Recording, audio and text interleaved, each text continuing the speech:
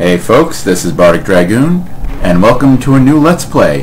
This time around we are playing Ninja Gaiden Dragon Sword, released in 2008 for the Nintendo DS. It is the second game in the new Ninja Gaiden series, taking place predictably after Ninja Gaiden 1 for the original Xbox. But yeah, it's actually kind of an interesting little title. But, well, we'll kind of see that as we go through today's video. So let's start a new game on normal, because it doesn't give us any other options.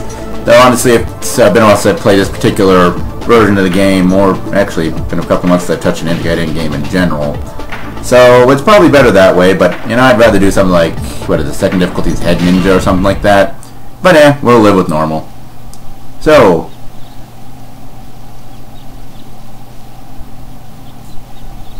start in a graveyard where Swordmaster or Swordsmith, whatever, Muramasa, is talking to a gravestone. By the way, if you didn't know, that's Muramasa. So if I also just said it, but whatever.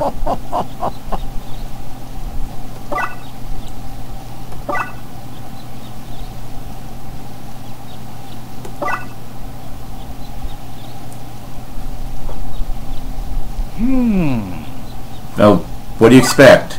You don't get to be as badass a ninja as Ryu Hayabusa without training every day. That's nothing different from the normal.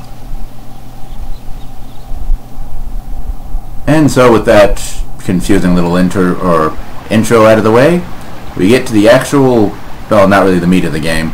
We get to the intro level, where we don't play as Ryu Hayabusa. We instead play this girl, Momiji. First introduced in this game, Momiji was probably in this game designed more as kind of a good character to have the tutorial stage of things go through.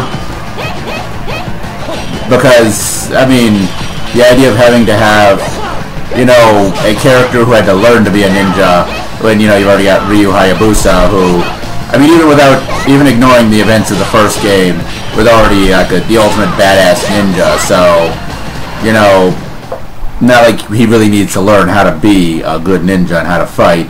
But the controls do require you to be taught. I mean, one could argue the same thing with the original Ninja Gaiden games, but these ones, because there's, as far as I know, nothing quite like this. I don't know why they don't do that in the other Ninja Gaiden games. The fact that they, I mean, that's one of the things I loved about the original NES games. That little beginning level dun dun dun dun dun dun dun dun dun. I don't know why they didn't use that. At least, well, mostly I've been playing Ninja Gaiden Sigma Plus, I think it is, the Vita port of the of Ninja Gaiden Black, or well, more accurately, the Vita port of Ninja Gaiden Sigma, which itself was a port of Ninja Gaiden Black on the Xbox. So many chains and ports. Anyway, so after their training session, Momiji decides to pick flowers, and Ryu's like, whatever, I'm gonna head back home, because I'm too badass to pick flowers, or whatever, I don't know. And then the wilderness turns red, an ominous warning that Momiji decides, yeah, she needs to head back home, something's about to go down. So, with that, we now have the tutorial. Lesson 1, movement. Momiji, or later once we actually get to play as him, Ryu, will follow the cursor. Very simple. And now, for lesson 2, the meat and potatoes, covering the basics of the meat and potatoes of this gameplay. As with the Ninja Gaiden games, you're going to spend most of your time fighting things. And the game actually provides a fairly decent, I mean, it doesn't have as many moves and options, and thus could arguably be considered more shallow than the full console version like Ninja Gaiden Black or Ninja Gaiden 2, all that. But it does do a pretty decent job of actually at least having some depth. And I think it does something slightly better than the full console version where you had all these weapons with these encyclopedic move lists that more or less you didn't really need per se. I mean, it's arguably more fun and easier to just, you know, swap weapons, find the... Oh yeah. You can also double jump. I forgot about that. Mostly because it doesn't really come up that often. If you need a double jump, it's probably a tunnel where you're needing to do the flying bird flip anyway. So yeah, don't really pay attention to the double jump all that much. Okay, next lesson. Projectile combat. Tap the enemy to use your projectiles. In the case of Momiji, all she's got is her shurikens. But she's got a lot of them. And she throws them fast. Anyway, moving on. Now, another important lesson. Blocking. Pressing any button on the system will cause you to block. Pretty straightforward and simple. Also, saving and replenishing health. Save points, restore your health, recover magic. We're going to ignore those. Well, at least for now. We might in later levels because the whole restoring magic.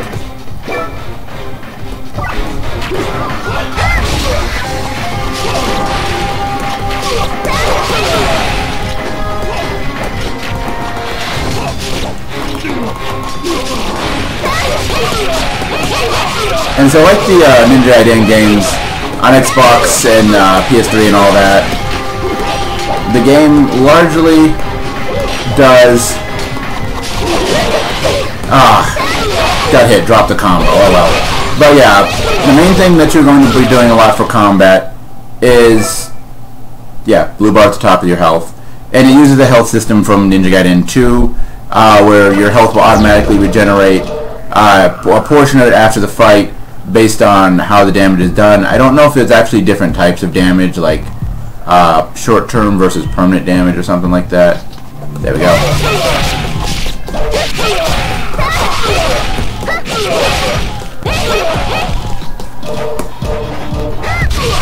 There we go. Kata Slash.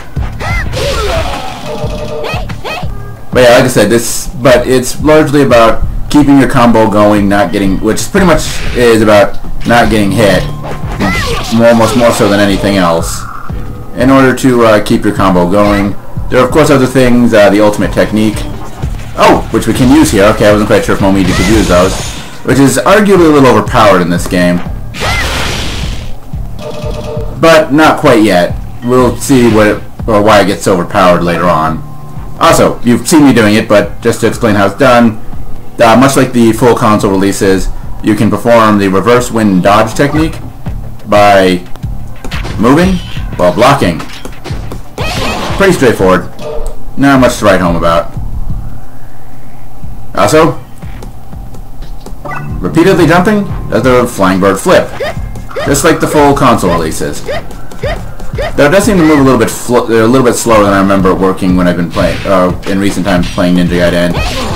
But then again, I've also been playing the port of a port for the Vita, so maybe they changed up the speed of the flying bird flip. That thing that we just did.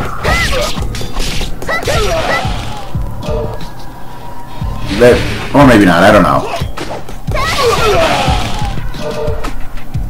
Now there's not actually anything here, at least I don't, well there is something here, but not something that I think we can do with Momiji. I could be wrong.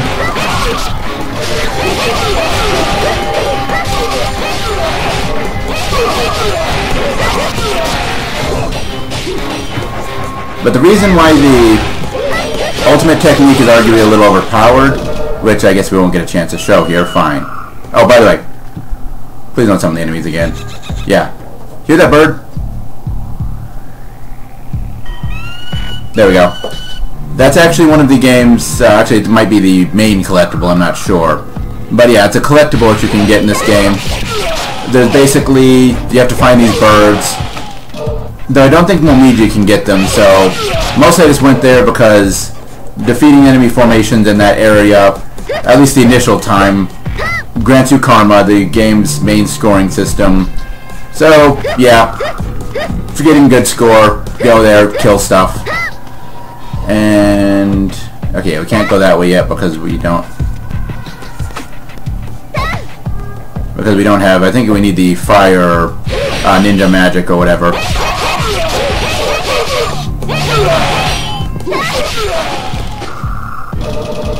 There we go, gather up all that sweet, sweet yellow essence.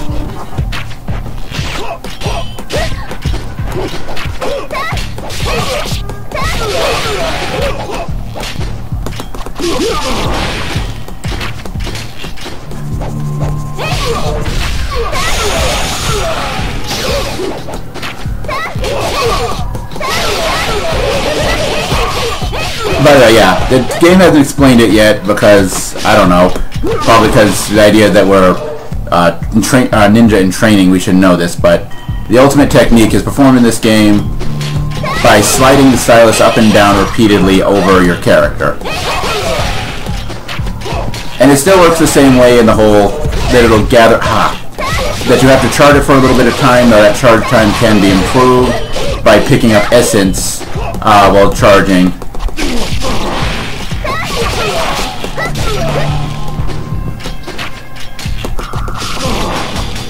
Then yeah, like I said, that's kind of it. In this game, because the game seems to be more generous with essence, so the technique actually becomes borderline overpowered, especially as you get one of the later techniques in the game, which we're going to sort of see here, where it now teaches us the flying swallow technique, where if we jump and then perform a horizontal slash rather than a vertical one, we will perform the horizontal slash. And yes, enemies drop essence. There are various colors. Yellow is used to purchase items at the shop. We already knew that. I was already talking about that, actually.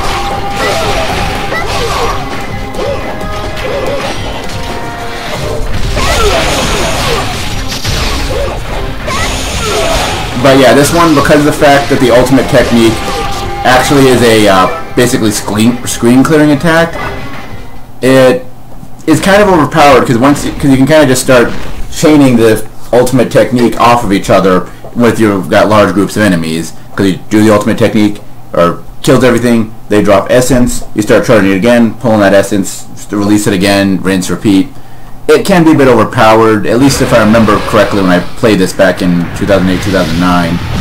Oh, and boss fight time! Yay!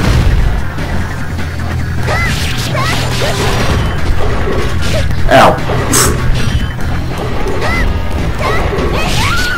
Yeah, we're not supposed to win that anyway. I don't know if you even can, but yeah. We lost to a fiend, or looking like a dragon to me, but then again, I guess fiends can be anything, from what I understand of how the Ninja Gaiden world works, whatever.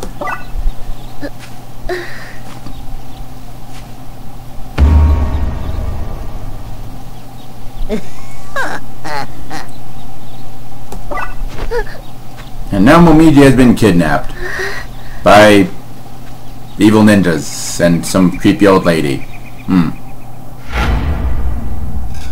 Well, that brings us to the end of Chapter 1 of this story,